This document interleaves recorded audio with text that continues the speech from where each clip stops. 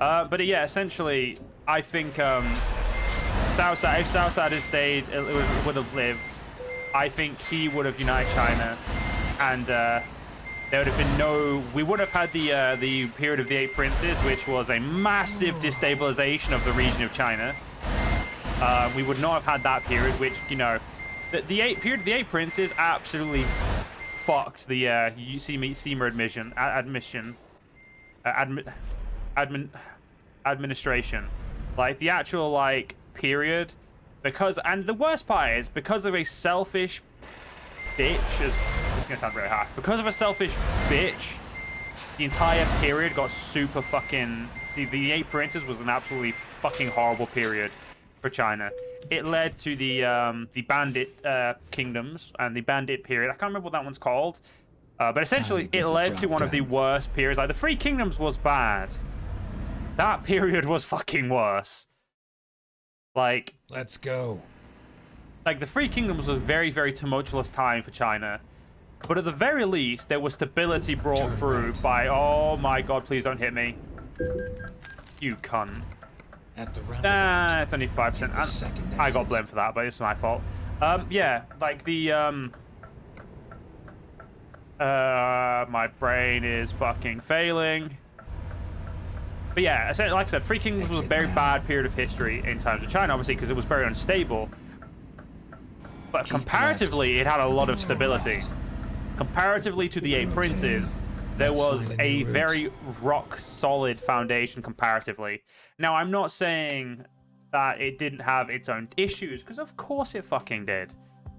But its issues were not, you know, the issues of the Eight Princes, which led to... Because of how many depositions and, you know, how much, just how much shit went on, that period of history was just shit. Like, it was just so bad.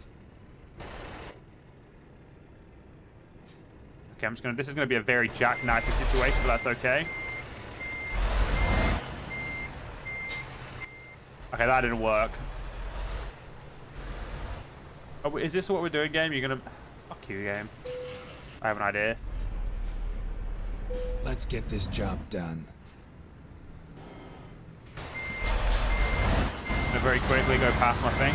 But yeah, to end the story, I think if Cao Cao hadn't died, there would have been no SEMA period, which would have been better for China for the long term.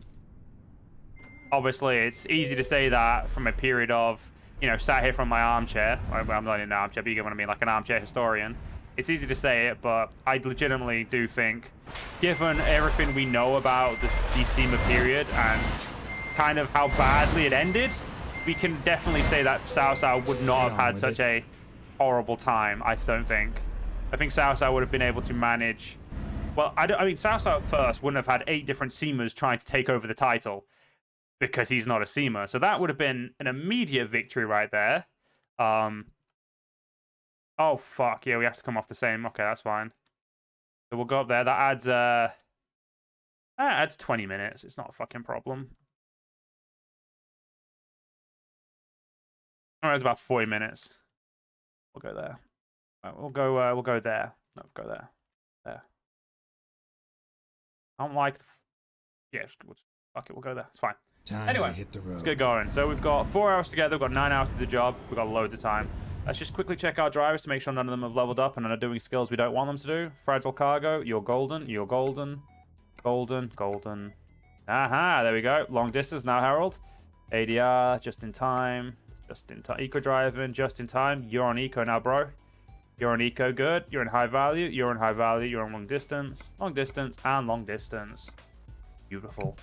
But yeah, so I do apologize about my massive kind of like talking about Chinese history and the romance. So legitimately though, it's a fucking great period of history. Like legit, it's so interesting. I honestly think I prefer that period of history to so many others. At the roundabout. One thing I would like. Another period of history that I've always wanted to try and read about is the Sengoku Jidai. And you know, the whole turmoil in Japan and the Sengoku period. Mostly due to games like Shogun 2 and Nobunaga's. I've always been really interested in it, but I've never been able to kind of find a... Like, I've never enjoyed playing the Nobunaga games as much as I wanted to, because I feel like they've never been as good, in my opinion, as the romance games. Especially not the current Nobunaga games. Like, I've never really understood or been that interested in them. I do need to get I still need to buy the Ishin, I think it is. Nobunaga's Ambition Ishin, I think it is. I really want to try that, but, you know, I've always been interested because of, you know, Total War Shogun, which, while I've always said is my least favorite game in the period, which it kind of is. I'm not the biggest fan of the actual game, but I love the history. So I do want to do some reading of that period of time. I've done a lot of Google reading and like reading on Wikipedia, but you can never like, I don't think reading on Wikipedia is always classed as, you know, learning. It's, you know, sometimes it's just, you know, may not actually be the truth, and you may just read something that is kind of bullshit or something, you know. There's always that possibility. But that is a period of history I want to read about, but this is one thing I've always felt like. I love games of medieval Europe, but I've never really given that much of a shit about the period. Like, I don't know about the 7 Years' War, the 13 Years' War, I think it is. Like, there's so many wars in Europe that I don't know jack shit about. Yet I know a lot more about the life of, like, a few generals of the period, like, of the Three Kingdoms period of China. And I know a lot more about the Roman Empire than I ever do, you know, a lot of other things. Whereas my focusing on the Roman Empire isn't even about the British part of the Roman Empire. Like, it's not about Roman Britain. It's about just Rome in its early conquest and whatnot, and Julius Caesar. And yeah, I know Julius Caesar did have two different invasions of Britain. The first one being a fucking absolute shambles. The second one being, still kind of shite, to be honest. If we look at it, don't get me wrong, Caesar was an absolutely amazing general in a lot of ways. But in a lot of ways, he was also an absolute fucking narcissist and definitely claimed he did better than he did in a lot of places. Now, quickly going to spark a little debate here, especially if you guys are watching on YouTube and you do like history. Just if you guys get involved, the same with Twitch, if anybody's lurking and has an opinion, get involved. I don't think Hannibal Barca was a general of such high esteem that people place him to be. He was an amazing general, don't get me wrong. I will not say he's not amazing. He was amazing. He was the way he commanded his troops was absolutely brilliant at the time. However, I do not think that I think people place him a bit too high on a pedestal. Because yes, he was one of the best generals of his little period of the Punic Wars, hands down. Definitely, his mastering of and understanding of the Fabian tactics employed by I think he was the consul at the time, or was he a proconsul? Because I know proconsuls are typically the ones who lead the armies, because they're proconsul means, you know, you've just had a period of as a consul. You're now not a leader of the Rome anymore. You're now one of the proconsuls or propontifex or something. You know, those the titles that I can't currently think of right now. But yeah, he was on his understanding of Fabian tactics and understanding of how and where Rome's strengths lied was absolutely completely new to the era. He was amazing as a general. However, I feel like a lot of people attribute too much to him and they take away from Roman generals of the period too. Like Scipio Africanus, people really like to say that he wasn't as good a general as people he's made out to be. Because yes, he beat Barca, but he had the support of Rome, and Barca didn't have the support of Carthage, which is I can see why the argument of like Hannibal didn't have this, like what Hannibal did without support from Carthage was amazing, and it was. I agree. It was an absolutely amazing display of understanding of the Fabian tactics and the using of someone's own terrain against them, and how to, you know, use a battlefield and his men, and in each role he would place them in. He was a master of knowing how to use his men and knowing what to do with them. I will not disagree with that. But Hannibal, for all of his amazing victories and how long he spent in Italy, he accomplished nothing at the end of the day. And I do know that, especially Heir of Carthage, who, again, amazing YouTube channel, amazing guy. Like I said, spoke to him a few times years ago. Amazing person. He very vehemently loves Hannibal Barca and will like to tout him. And again, this is kind of like, I understand, and he does, again, in my opinion, he definitely does have a few of a, you know, kind of shitting on the Roman generals of the period. And again, I understand his perspective, but I disagree. But for what I will say is, it is a feat in of itself to stayed in Rome and stayed in the Italian heartlands for I think about, was it 10 years he stayed in? 1 minute. Again, I need to make sure. How long? Well, in Italy. How long was he in Italy? 15 years. I was wrong. It was 15. So, like, he had 15 years in Italy. 15 years. That's a lot of his lifespan. I mean, don't get me wrong. Like, the myth that people didn't live past fucking 30 is absolute horseshit. And actually, on a quick side note, if someone says to you people in the medieval and the ancient period didn't have long lifespans, they're full of shit. The average lifespan is longer today, yes, but in the Roman period and the pre-Roman period, like the Mycenaean Greek period, and you know, all these periods, yes, like the common folk definitely had a much shorter lifespan than we do, but for the most part they still lived late into their 50s and whatnot, and like into their 60s, because to become like a senator you had to be pretty old. I think it was 40 was the youngest senators. Sorry about this. What age was youngest senator? That's in the, that doesn't count. That doesn't, no, I'm not.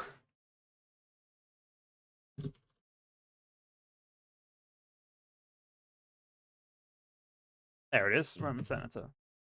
Yeah. Originally only male members over 60 years of age who retired from the army. That was in the Republican era. 60 years of age. 60 years of age. And yet people claim that, like, oh yeah, it wasn't typical. And like I will say it quickly again. They were typically either patricians, which are rich people, you know, more of like kin to nobles, and people of they were the people of Rome. They were soldiers. So if a soldier lived to 60, he got to be on the Senate. Well, he didn't just get to be on the Senate, but if he wanted to do politics, they were of avenues. So you know what I mean? Like, anyway. So Hannibal spent 15 years of his fucking life in Italy doing he had amazing battles, and he was able to absolutely ream the Roman armies time and time again, which the Romans learned from, and we, you know, Scipio Africanus integrated into his own abilities, which is fine. You know, that's how you learn, and it's how Hannibal learned. Hannibal learned through seeing what happened in the past, and, you know, learning from Roman tactics, like, which is, again, I think some people don't realize, like, if Carthage hadn't lost the First Punic War, they wouldn't have done, you know, the Second Punic War wouldn't have come about and whatnot. They wouldn't have, like, you know, they wouldn't have learned lessons from that war. So, you know, it's just so, like, too many people attribute Hannibal to just having this amazing skill set, and then they give Scipio Africanus, like, well, you know, he, of course he was able to be cannibal, you know, he had better men, he had more, you know, he had the support, he had knowledge of Hannibal's defeats, like Hannibal's past victories, like, yeah, fucking course he did, because Hannibal had the same, of just different Roman generals, and the different Roman tactics, which I think that's actually one thing that always annoys me, but either way, Hannibal, this is the main point, Hannibal had 15 fucking years in Italy, 15, and he achieved fucking nothing. Yes, he beat the Romans at Cannae. He absolutely massacred 80,000 Romans. But what did that earn him? What good did that actually do for Carthage? Nothing. It achieved nothing. Because at the end of the day, no matter how good of a tactician he was, he could never employ his victories against his enemies. He could never make use of a victory at the end of the day. And if you can't make use of a victory, well, what fucking good are you as a general? Like, yes, he took a few cities and they lost them. Then he took a few other cities and he lost them. Like, you know, he beat the Romans in a battle. The Romans regrouped and came back with another force. And Hannibal, he spent, for all of those years he spent in Italy, the Romans came back stronger and stronger. And eventually, they smashed Carthage. Now, if that doesn't prove that all those years Hannibal spent in Italy were wasted, then I don't know what does. Because again, like I said, he was an amazing general. But he just couldn't he couldn't handle a victory. When he could have pressed on the Romans and absolutely destroyed them, as we like looking back with a, you know, a hindsight level perspective, and we look at the positions he was in and look at where he was after Cannae and how the troops would have, like, how his troops were, how the enemy contingents were, what enemy armies were present, what you know, what forces Rome could muster, who could muster them, and what consuls and proconsuls and other members of the Roman Senate and whatnot who could actually lead at the time. Like, the Romans did not have as many good generals. They didn't have. I will be honest. They did, like, at this point, the Fabian tactics and the tactics they employed by their leaders, the senator, by the consuls and whatnot, they were outmatched by Hannibal, clearly in skill. Like the Scipios who came before, who were busy in Iberia and that, they obviously couldn't be. They would have to be recalled, and the Iberian business would have to be ended first, or either given up. And they were making headway. You know, if I remember correctly, they were after Hannibal had left to Italy. I can't remember if they were at the same time Hannibal was in Italy, or if they were dealing with Hasdrubal. I don't want. You know, I'm not going to comment on that because I may be wrong on that period. But basically, with the hindsight we have, and looking back on what Hannibal could have achieved in Italy, and what he had at his dispense, what he could use, the amount of money he'd pillaged and the amount of goods he had. And, you know, he was, if I remember correctly, he was well stocked, and he could easily stocked up for winter and whatnot. He was going to be able to look after his troops. After Cannae, instead of using the victory of Cannae to absolutely put pressure on the Romans he had the ability to put pressure on Rome like no one else before him. No one else. And I think no one else since had this ability to put the pressure on the Romans like he did. Because the Italian heartland didn't get touched for a long time after this.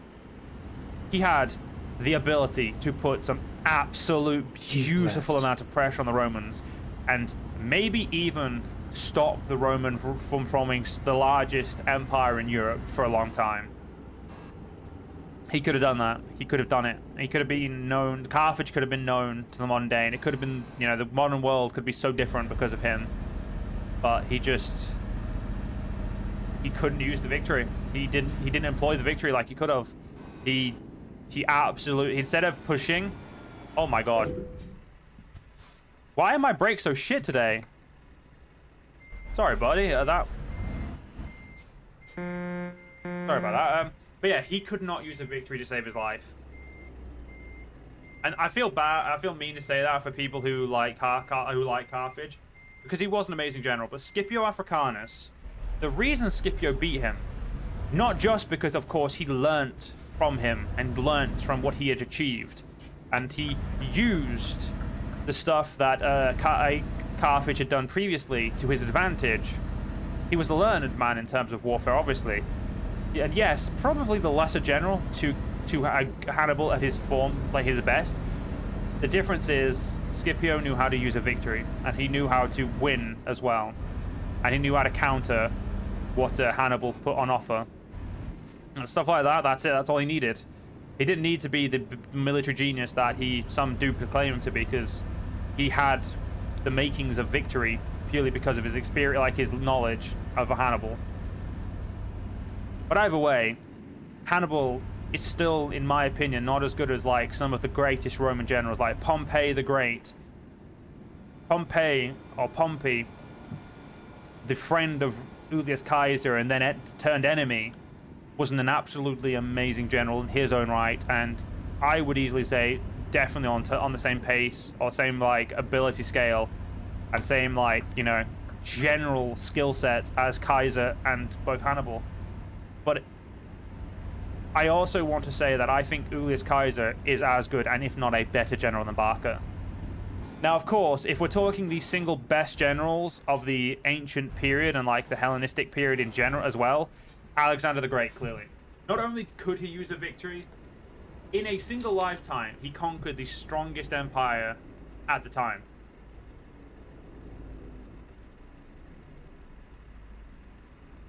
And before anyone, if they were going to say that, you know, Persia wasn't elite troops like the Romans had, or... I know that Alexander the Great wasn't around the same time as the Romans, he was before. Same, like, you know, ignoring, like, you know, ignoring what his enemies are. He is still a better general than Barca in every right. And I mean every single one. He was a master of frontline, leading his men, just like Barca was. He was a master of understanding his advantage and understanding where to press and where to alleviate stress. He led his men absolutely confidently. There was never any, like, doubt. He had great generals, also he was able to delegate, even though maybe his generals are a bit twattish, you know, if we think about it, you know, what came after. Pardon me. But honestly, in everything that, like, Hannibal was good at, in my opinion, Alexander the Great did better. And did it first. Which I think is the most insulting part. Is like, he did it first, and he did it better. Like, I think it's safe to say that Hannibal was, like, just not as good as Alexander the Great in any sense. Like, Alexander the Great was a king. Yes, don't get me wrong. He had different powers, like, and different authorities, and he was able to muster what he chooses, and he was able to supply his men with what he wanted, more accurately. But even then, his use of his men were better in general as well. So even if you think about it from the perspective of, well, yeah, Alexander had more and had better men, and, you know, he had definitely a bigger supply, and even then, like, the Persians didn't, you know, always, they had numbers, not the best men. Which isn't really true, because Persia had really good armies as well. And they didn't just have numbers, they had also very, very good troops, and very well-trained troops, just like everyone else. And very good, like, they had very differing tactics as well. And then turn left. The point I'm basically getting at is Alexander the Great. There's a reason Hannibal Barca isn't called the Great, and Pompey and Alexander are, and there's a reason why Julius Caesar is considered one of the greatest leaders as well. And on the topic of quickly just finishing this before I bore all of my audience with the historical talk I've probably been going on about for half an hour now, probably longer. Keep right, then turn right. The last thing I'm going to bring up is Julius Caesar and the people saying that he was a bad general who got very lucky. In that, every general needs luck. I'm not going to say that Barca had luck on his side many times. When he could have lost, he had the luck of winning. Julius Caesar was definitely an amazing general. Definitely. He had charisma. His men would die for him. And we are talking, he owed so many of his men loads of gold. And we're talking like he'd served with these men all the way through Gaul. He had bled with them. They had bled for him. And when it came time for them to get retirement, and he kept putting it off, even though, like, for any other Roman general, proconsul, or anyone who would have tried this, like Pompey or Antony, nobody would have ever, no men would have ever agreed to it. But the love that Caesar's men had for him, and the willingness to put off their own lives and kind of continue fighting, even if it was against Romans, they did it. Hannibal could not command that level of charisma and love from his men. Not only could Caesar do that, Caesar knew when to act, and he may not have been the best soldier. I don't know actually if there's any real documentation or anything about how well of a fight, how good of a fighter Barca was. I would assume he was a good fighter, but we know Caesar wasn't. But Caesar still had the balls, when necessary, to jump off of his horse, grab a sword, grab a shield, and you know, at the very least, pretend, if necessary, to act like he would, like, you know, to raise the spirits of his men when they're about to get crushed morally, to then pull a victory from nothing. He is the type of man who could do that, whereas Barca, I don't know if Barca, I think Barca would have like a good moral effect, but I don't know if Barca could take men who were morally crushed to then bring them from the brink of moral fatigue, moral destruction, and allow them to regain the morale and have them push and create an onslaught that turns the tide of a battle. I think he never had to do that either. I don't think his men were ever so beaten that they needed, you know, the general to be basically like, fuck it, this is the last stand, boys. Get off his horse and kind of like, let's go. It's me and you. We're doing this together, you know? You never had to do that. Whereas Kaiser has been outplayed sometimes, and I will say that. He's had times where some of his flanks didn't get like information and stuff like that, and there are places where he's, you know, had to do this. But he's all the way through the Gallic Wars, and even his early career, especially the Gaul Wars, obviously, he showed his ability to be a master of like combat. And don't get me wrong, he had a great amount of luck as well with him, and but he also had a great amount of insight and intelligence, and using his own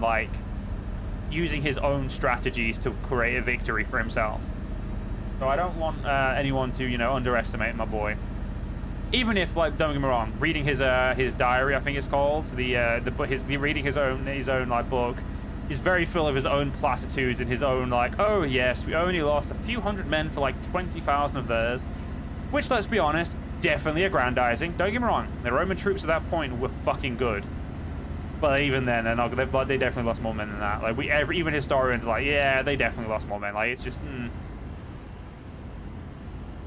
But yeah, I think Hannibal definitely has a like, comparing Hannibal to Kaiser is a very fair comparison, and I think Kaiser in a lot of ways is better, but I also think Barca definitely has, like, you know, his own hat up in a few ways.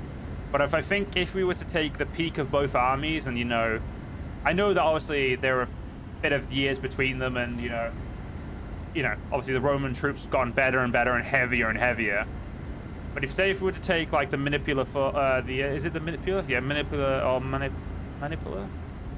The Manipula. If we were to take the Manipul armies of the Romans of the time that, if we were to plot Julius Caesar with all of his knowledge and like the type of loyalties he garnered from his men in the same period, I think that he and Barca would have had amazing battles.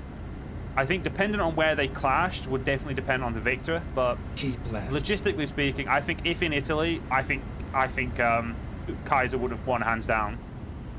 In Africa, I think depending on when they clashed, I think probably Barca, but I think for the most part, I think 6 out of 10 times, depending on different factors, I think Kaiser would win.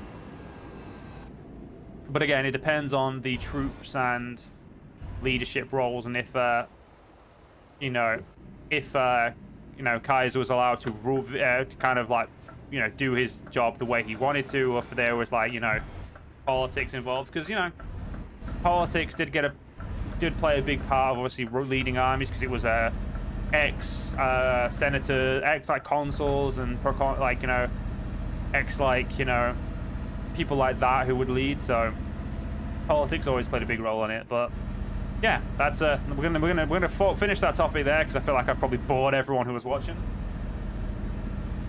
But yeah, that's pretty much my opinion. Now, Swansea, do you have jobs for me? You fucking do. They are all to Iberia. Why? Why do you want me to go to Iberia? What the fuck? Burgos, Madrid, Cardiff. Do you have jobs for me? Oh my. Okay, you have a job to Sheffield. I will only be Okay, we're gonna go take that. It's not the best job, but fuck it. That keeps us in England, which is what I want. I do want to go down to Iberia, but I want to finish off England first. But yeah, basically, guys, the point I was making is, I do think, while Hannibal was a good general, I think there are better, especially for that period of time. No clue how I got onto that topic, but yeah, that's pretty much more where I stand on the general topic and topic in general. I don't know why the general topic. That's where I stand on the general topic. I think yeah, definitely depends on your opinion on who's better. Keep left. We all have our opinions, and that's okay. Some people are right, and some people are wrong. Oh, that's like the most conceited way to end the argument. Exit.